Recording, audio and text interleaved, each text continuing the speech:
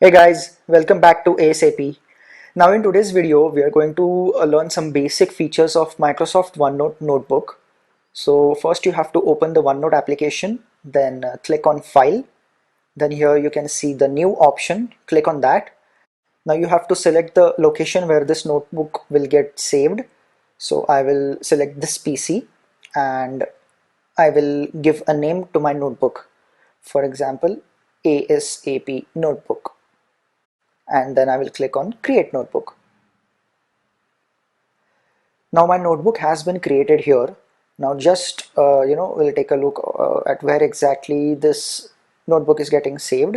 So this PC documents OneNote notebooks, and at the top you can see ASAP Notebook 1. In Microsoft OneNote, a notebook can have multiple sections, and a section in a notebook can have multiple pages. So this is the basic hierarchy in a notebook. Now here by default we have a new section 1. I will change the name of my first page as page 1 section 1.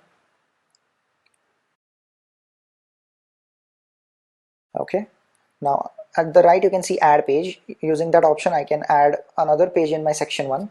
For example, page 2 section 1. Now on the right side of the screen you will be able to toggle between your pages easily, and now what I'll do is I will create one more section. I'll click on the plus icon, and here I can rename this section as section 2. Alright, and now when we create a new section we already have a first page.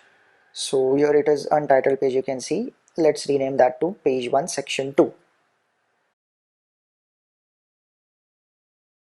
Now using these two options you will be able to switch between sections, and on the right side you will be able to switch between the pages under the section. I hope you guys like this video. Don't forget to hit like, and for more information about OneNote, do subscribe to our channel and click on the bell icon so you'll get notified about our next videos. Thank you.